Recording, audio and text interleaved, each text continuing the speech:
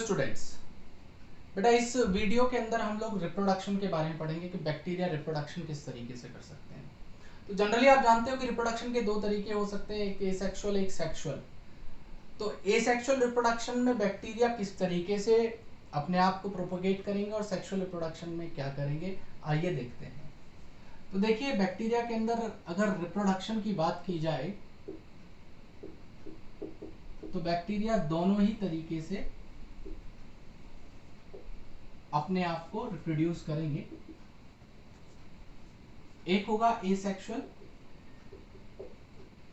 और दूसरा होता है सेक्सुअल। हालांकि यहाँ पे एग्जैक्ट सेक्सुअल रिप्रोडक्शन तो होता नहीं, क्योंकि ना तो यहाँ पे गैमेट फॉर्मेशन होती है, ना गैमेट का फ्यूजन होता है, ना अपोजिट सेक्स यहाँ पे इन्वॉल्व है, और ना ही यहाँ पे मियोसिस हो रहा है, ना जाइगोट फॉर्मेशन हो रहा है। लेकिन फिर भी हम इसे सेक्सुअल क्यों कह रहे हैं, अभी देखते हैं थोड़ी देर में। देखिए एसेक्सुअल रिप्रोडक्शन के दो टाइप हो सकते हैं।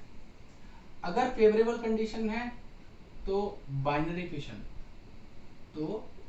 फिशन, और अगर अनफेवरेबल कंडीशंस हैं तो आपके ये एंडोस्पोर की फॉर्मेशन करते हैं। तो दे विल फॉर्म एंडोस्पोर या स्पोर फॉर्मेशन। तो बाइनरी फिशन के अंदर क्या होता है, आप लोग पहले भी पढ़ के आए हो, जब भी बैक्टीरिया फेवरेबल कंडीशन में होगा वो बाइनरी फिशन करेगा। बाइनरी फिशन में जैसे ये एक बैक्टीरिया है, इस बैक्टीरिया के अंदर अभी एक न्यूक्लियोइड है। तो न्यूक्लियोइड बेसिकली क्या करता है, सबसे पहले अपनी एक कॉपी तैयार करता है, एक और न्यूक्लियोइड तैयार करेगा। क्यों? क्योंकि भाई अभी एक जेनेटिक मटेरियल था, एक जेनेटिक मटेरियल को दो बैक्टीरिया को कैसे दे सकता था, तो पहले उसकी एक कॉपी तैयार करी रेप्लिकेशन करके, मतलब उसका एक और रेप्लिका तैयार करा। तो अब यहाँ पे दो न्यूक्लियोइड हो गए। तो सबसे पहले क्या किया जाएगा, यहाँ पे जो मीजोजोम होती है, ये मीजोजोम इनके रिप्रोडक्शन में बहुत मदद करती है, डीएनए रेप्लिकेशन में भी इनफैक्ट और रिप्रोडक्शन में भी मदद करती है। तो ये मीजोजोम एक दूसरे से दूर चलनी शुरू होंगे। तो अब क्या होगा, नेक्स्ट स्टेप में ये मीजोजोम दोनों दूर हो गए, तो यहाँ पे न्यूक्लियोइड इनके साथ बाइंडेड है, ये भी एक दूसरे से दूर दूर हो गए, तो ये कैरियोकाइनेसिस हो गया। फिर उसके बाद क्या होता है, यहाँ पे एक क्लीवेज फ्लो बनती है, और यहाँ से कॉन्स्ट्रिक्ट होते होते आपको after some time you will get two bacteria each having one nucleide और one chromosome और genetic material। और इस सारे प्रोसीजर को होने में केवल 20 मिनट्स लगते हैं। मीन्स जो इनका जनरेशन टाइम है बाइनरी फिशन करके डिवाइड करके दो बैक्टीरिया बनाने का, इसको करने में केवल 20 मिनट लगेंगे। एंडोस्पोर की फॉर्मेशन करते हैं ये केवल अनफेवरेबल कंडीशन में, और इसको केवल दो बैक्टीरिया के जीनस हैं जो इस प्रोसेस को परफॉर्म कर सकते हैं, एंडोस्पोर फॉर्मेशन को परफॉर्म कर सकते हैं। वो है एक तो बैसिलस और दूसरे हैं क्लॉस्ट्रीडियम। ये दोनों ही परफॉर्म कर सकते हैं क्या, आपका एंडोस्पोर फॉर्मेशन का प्रोसेस। तो यहाँ पे क्या होता है, अनफेवरेबल कंडीशन में क्या हो गया, जैसे या तो हाई टेम्परेचर हो गया या लो टेम्परेचर हो गया, या उसके अलावा पीएच में हाई या लो पीएच हो गया और लो पीएच हो गया, तो ये सारी चीज़ें हमारी अनफेवरेबल में आती है। उसके अलावा स्कैरसिटी ऑफ फूड हो गया, मतलब फूड की कमी हो गई, बैक्टीरिया को स्कैरसिटी ऑफ फूड हो गया, तो उस कंडीशन में भी ये अनफेवरेबल कंडीशन मानी जाएगी। तो यहाँ पे करेगा क्या बैक्टीरिया चारों तरफ अपने ये एक बैक्टीरिया न्यूक्लियोइड इसका बना दिया, अपने चारों तरफ यहाँ पे कुछ लेयर्स डेवलप कर लेता है। ये लेयर्स, इनको बनाने के लिए दो चीजें रेस्पॉन्सिबल हैं।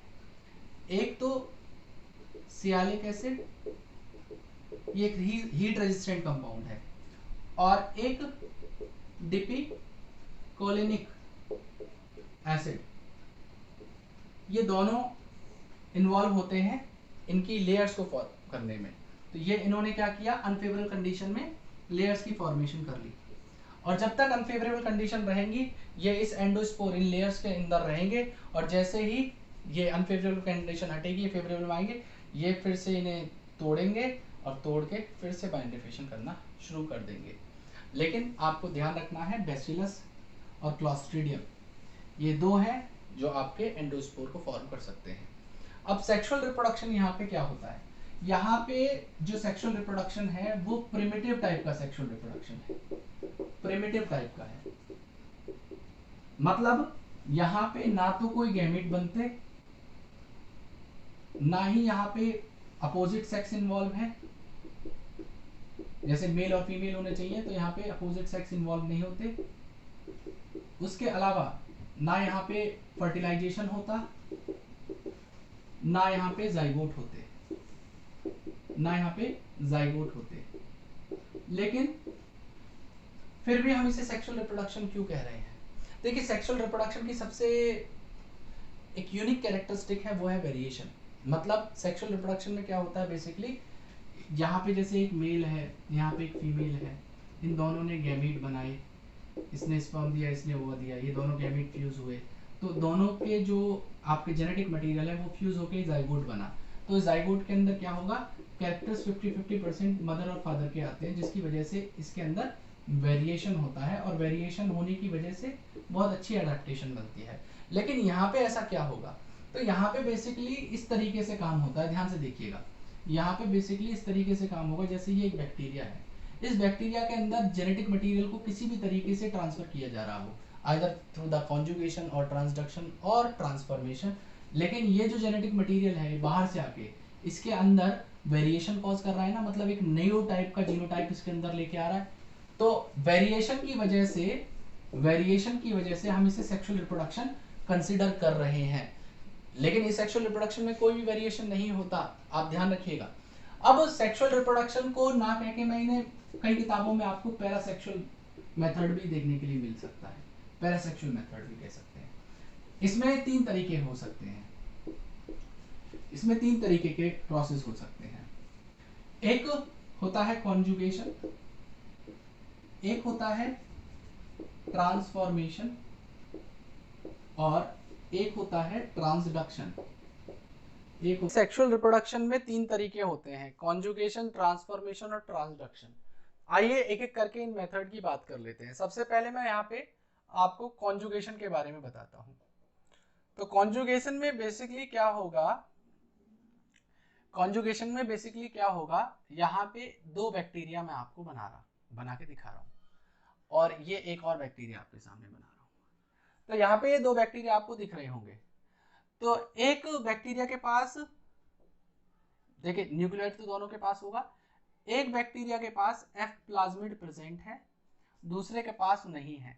जिसके पास एफ प्लाज्मिड होगा, जिसके पास एफ प्लाज्मिड होगा वो एक्ट करता है एज अ डोनर और मेल। और जिनके पास एफ प्लाज्मिड मतलब फर्टिलिटी प्लाज्मिड है या फर्टिलिटी फैक्टर वाला प्लाज्मिड है, उनके पास ये पाइलाई नाम के जो एक्सटर्नल अपेंडेजेस है ये भी प्रेजेंट होते हैं। तो ये जो पाइलाई प्रेजेंट है यहाँ पे, ये पाइलाई क्या करेंगे, इन दोनों बैक्टीरिया के बीच में अटैचमेंट करवाएंगे, और इस अटैचमेंट को करवाने वाला जो पाइलाई है ये क्या फॉर्म करेगा, सेक्स पाइलस फॉर्म करेगा। यहाँ पे सेक्स पाइलस की फॉर्म हो जाएगी, और सेक्स पाइलस फॉर्म होने के बाद क्या होगा, ये जो हमारा एफ प्लाज्मिड यहाँ पे प्रेजेंट था, यहाँ पे पहले एक एफ प्लाज्मिड था, और आप जानते हो कि ये एक्स्ट्रा क्रोमोसोमल डीएनए है प्लाज्मिड। ये extra chromosomal DNA autonomously replicating होता है, मतलब अपनी कॉपीज खुद से क्रिएट कर सकता है। तो यहाँ पे ये एक और एफ प्लाज्मिड बना लेगा, और इसमें से ये एफ प्लाज्मिड जो दूसरा वाला फॉर्म हुआ है ये इसके थ्रू होते होते यहाँ पे चला जाएगा, और इसके पास भी फर्टिलिटी प्लाज्मिड आ जाएगा। ठीक है, तो जिसने डोनेट किया वो मेल की तरह बिहेव करेगा, और जिसने रिसीव किया, ठीक है, ये रिसिपिएंट है, रेसिपिएंट है, तो रेसिपिएंट फीमेल है, ये फीमेल की तरह एक्ट करेगा। ठीक है, तो यहां पे हुआ क्या, ये एक डीएनए का पीस इसके सेक्स पाइलस के थ्रू हमारा दूसरे बैक्टीरिया के अंदर ट्रांसफर हो गया, और इस प्रोसेस को कॉन्जुगेशन कहते हैं। दूसरा मेथड यहाँ पे होता है जिसे हम लोग कहते हैं आपका ट्रांसफॉर्मेशन। ट्रांसफॉर्मेशन मेथड को फ्रेडरिक ग्रिफिथ ने डिस्कवर किया था, it was given by Griffith. इसको लेके हम लोग क्लास 12 चैप्टर 5 में एक ग्रिफिथ एक्सपेरिमेंट भी पढ़ते हैं। उन्होंने वहाँ पे एक बैक्टीरिया यूज किया था स्ट्रेप्टोकोकस निमोनी, उसके ऊपर उन्होंने पहली बार ट्रांसफॉर्मेशन को ऑब्जर्व किया था। यहाँ पे कुछ नहीं होता है, अगर आप एक मीडियम ले रहे हो, लिक्विड मीडियम बेसिकली, और वहाँ पे आप एक बैक्टीरिया को प्लेस कर रहे हो और यहाँ पे ये डीएनए आपने रखे हुए हैं, तो बैक्टीरिया क्या करता है, इन डीएनए को अपटेक कर लेता है, इन डीएनए को अपटेक कर लेता है। तो अगर किसी लिक्विड मीडियम से, अगर किसी लिक्विड मीडियम से बैक्टीरिया फॉरेन डीएनए को या आउटर डीएनए को अपटेक कर ले, तो उस चीज को हम लोग ट्रांसफॉर्मेशन कहते हैं, ठीक है। और तीसरी टाइप होता है जिसे हम लोग कहते हैं ट्रांसडक्शन। ट्रांसडक्शन ट्रांसडक्शन एक वायरल मीडिएटेड प्रोसेस है। मतलब यहाँ पे क्या होगा, देखिए इसको, यहाँ पे एक वायरस होते हैं जिन्हें हम लोग बैक्टीरियोफेज कहते हैं। बैक्टीरियोफेजेस वो वायरस हैं जो बैक्टीरिया को एज अ होस्ट यूज करेंगे।